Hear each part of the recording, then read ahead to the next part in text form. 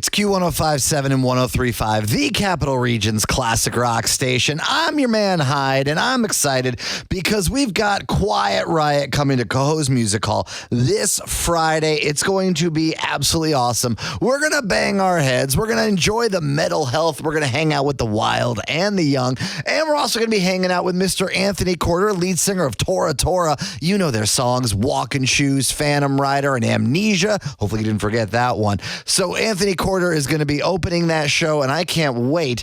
So much so that I decided to get him on the phone right now. Anthony, how you doing? I'm so thrilled, man. I'm so excited to be getting up in the New York area. When the band started out, we're based out of Memphis, Tennessee, but when we first started traveling, we got the record deal. We were based out of Brooklyn, New York. We were signed to a management company, Loud and Proud, that worked with L'Amour's Club up in Brooklyn, that had everybody at the time coming through playing. And but they put us to work in the Northeast, so we always feel like the Northeast is like our second home. We kind of cut our teeth playing. We went all up into upstate New York, all over Pennsylvania, and we miss everybody. So it's been a long time since I've been up this way, and I'm thrilled to be doing it with Quiet Riot, man. They got a huge, giant catalog of hits. It's going to be a great celebration, 40 years of their music, which is incredible. What a statement of longevity. And rock and roll is alive and well. So I'm thrilled. I'm going to have my really good friend, Ben Hands, is playing percussion with me. We've been doing some shows, together over the past few years. The acoustic thing kind of opened up because of the pandemic and stuff. I was doing a kind of a Sunday session on social media, and people started asking me if I would come and do these acoustic shows. So Ben and I started traveling together, and we've teamed up with some great singers through the past couple of years, Eric Martin, Tony Harnell, Ted Poley. I just left a gig with Danny Vaughn, which was incredible. His voice sounds so amazing. If you guys get a chance to catch Danny, please go check him out. He's in prime form. I'm not kidding. But I'm thrilled about the Quiet Riot dates. I'm actually doing 3 shows in a row with them this week. So I'm so excited, and I'm excited about the music and to see all the musicians and all the fans. And that's what these things are all about, is about getting together and having these moments. You know, it's funny. Danny Vaughn was the first person I met in Nashville when I first moved there in 2003. I'm in New York now, but back then I didn't know anybody, and I saw this cool looking rocker guy, and of course they're like, yeah, he's a cool looking rocker guy. That's the lead singer of Taiketo. He hasn't changed a bit, man. He's still super humble. I was saying on stage when we were traveling together that you just have those kind of relationships that you have a friend and you just pick up where you left off the last time you could go for long periods of time and not see each other. And that's kind of how I felt about him. But it was really good for my soul. He was actually part of the Loud and Proud family that I was talking about out of New York. They had White Line, Taiketo, Mitch Malloy, Overkill, and we were their 5th band. We were the little Southern kids that came in kicking. And so we knew them. We were all starting out kind of together. And so to get a chance to kind of do a full circle thing here all these years later and to do acoustic together, and we played together on stage, which was amazing. And it was so fun. I'm looking forward to doing it again. We're going to plan on doing some more shows together when we get the opportunity. Well, I can't wait until those dates are announced. But this Friday at Cohoes Music Hall, you're going to be playing with Quiet Riot. Like you said, 40 years of hits. What's your first memories of Quiet Riot? Oh, my God, man. Mine was probably high school. I had a really great friend, Tommy Morton, who I ended up playing in a band with years later. But he was a huge rock and roll, metalhead, and he was playing Van Halen and Bang Your Head, Quiet Riot. I think that was probably when I first moved to Memphis. That was probably 9th grade. That was probably when I was starting to get introduced to all this music. He actually helped me get turned on to a lot of music. I was following some bands, but I didn't follow everybody. But I mean, it was undeniable. Quiet Riot was everywhere when that record broke. They were all over the place. So, and they were just a mainstay forever. It just speaks a lot to them, the longevity they've had and the audience that they've kept and followed, and the legacy that continues, man, of the people that are playing with Rudy Dare and everything. It's amazing. So they're keeping music alive, man, and I'm so happy to be a part of it. I think Entertainment One for inviting me to do the show. I can't thank them enough to give me a shot just doing acoustic with them. It means a lot for me just to get and come to see the audience, man. We were not super active over the past few years. We went out for the Bastards of Bill record, and then, of course, pandemic kind of slowed everybody down. And so to get the chance to come out and play and do some of this acoustic stuff where I can do I do a lot of your favorites. I do a couple of deep dives, and then I do a couple of surprises in the set.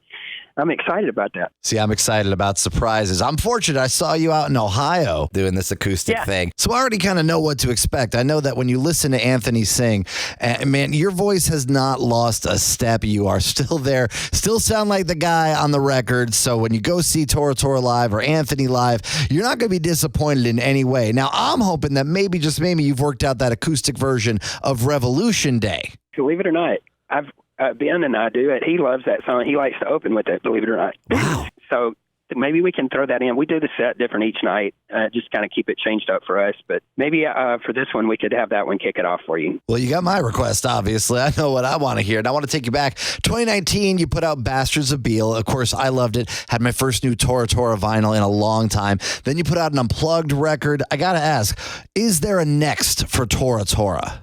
Yes, there is more music coming. We did the Bastards of Beale with Frontiers, and then, of course, toured for that. We went all the way from Maine out to California, and that was probably the busiest we had been in 2019 in a long time. I'm really rested. When you were complimenting my voice, thank you for saying that. But I've been rested, so I feel good. So that was a lot of fun in 2019. And then the Unplugged record came about because we have a really great friend, Jim Green. He passed away, unfortunately, but he was a promoter that I grew up with in Memphis. He started promoting when he was about 18, and I started singing, and so we kind of followed each other through our careers. And he suggested this Unplugged event. We never do it. We have never done it. Keith loves to be crunchy and got there his Marshall. But he asked if we would do it in a really intimate setting. It was a little room called Lafayette's in Memphis, which had a famous legacy name in Memphis. It was an amazing night, man. We did it, recorded in the summer, and all of our friends were there. Everybody in the audience, when I looked around, I saw people I went to high school with. I saw people I probably almost went to jail with. I saw people I stayed out too long with. You know, I knew everybody. I had a story with every one of them, and it was just a magical night. So we captured it. His one requirement, he said, if you do this, I want you to record the event. I'm still so indebted to him for suggesting that, because we captured the songs, and then we went back through them and kind of picked a select few of them that we wanted to let out for people to hear. So that was really special. The Unplugged live record, that was really fun. And so the one thing that we started considering when we got back together after COVID were people listening to our whole projects and stuff. And so we started kind of letting singles out. So we've let 4 out so far. We did Trip to Light Fantastic. We did Little Girl Blue. We did Go Where the Love Is. And we have a tune out now that I'd love for everybody to check out called Neptune Society. So we're going to keep letting them out, but we're building towards a collection of songs that we're going to press up and have for the audience. So we're excited about that. And we've got some surprises. We got some outtake things that people have never heard before. I think that'll eventually make it out to everybody's ears. So we're excited about that. But it's been a kind of a crazy process. This year, we actually pulled back during the summer. We've always been kind of family first kind of band, and we had a lot of our children graduating college, and some of them were moving off to college. So we kind of pulled back a little bit to make sure we got everybody adjusted, but we'll be active again in 24. So I just was doing these acoustic shows at the end of the year, man, just because I want to play. I want to go see the audience, man. I miss everybody terribly, and I just still enjoy singing and playing. I love it. I want to take you back. I had the pleasure of interviewing you and also seeing you back at Rocklahoma in 2008. And that was almost like a coming out party for Tora Tora. And I feel like you guys have been consistent since then. Going back to that moment and being on that stage in front of that very, very warm, sweaty crowd, could you have seen these next 15 years going the way they have with Tora Tora, with the interest in that, and even doing your own acoustic thing? Was this the plan back in 2008? Man, I don't think we saw it that way. We definitely wanted to play more. And the opportunity was, there was an anniversary that came along, and we said, hey, let's do it. And we kind of looked around, and Rocklahoma looked like a great spot for us to just get up and do it. And we did like a pre-show in Memphis that went really great, and we got excited. We started getting more active back then. We didn't have any idea that all the new music would come. We had talked about it for a long time about recording and stuff, but the timing was never right. And then, back around 2016, Patrick, our bass player, kind of had a health scare. He was diagnosed with cancer. He was at the doctor for another reason, and they caught it at the very early stages. It was a super aggressive cancer, but they said, because we caught it, you're going to make a full recovery, and you're going to go back and be, 100%. And so as soon as that happened, we jumped on the Monsters of Rock cruise, and we just wanted to start playing again. He said, I don't care if it's 5 people or 50 or 5,000 or whatever. Let's go play some shows. And so we jumped into the Monsters of Rock, and I'm serious, man. If your listeners have never gone on the Monsters of Rock cruise, it was so fun. You kind of find your tribe on there. It's a lot of activities and stuff, interaction with the bands, and all the bands on there we were huge fans of, so we got to see them. We normally are all playing and busy, so it was fun to have them all in one spot where you could kind of jump around and see them. But because we did the Monsters Rock in 2017, that's how Frontiers came about. They saw our name on the advertisements and stuff, and they reached out to us and asked if we wanted to record some new music.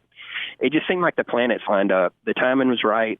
We could all kind of schedule it ahead of time. Man, the craziest part is Frontiers is based out of Europe, and they had one U.S. rep. His name was Nick Teeter, and I called Nick. They had actually contacted us through social media, and so I said, man, is this somebody smoking something? Let me call these people and just make sure this is legit or whatever. And so I called Nick, and he answered, and he said, hey, man, I definitely want to talk to you guys. I'm in the middle of moving. He said, can I call you right back? He goes, I literally have a box in my hand. And I said, yeah. I said, would you mind telling me, where you're moving? And he said, Nashville. And I live in Nashville. And I literally said, what part of town you're in? I'll buy you a cup of coffee. It was one exit from my house. I literally got in my car, drove to a coffee shop, sat down and talked to the guy from Frontiers, and we started talking about making a new record for the next year. It was a killer experience. We were really nervous, man, doing that project.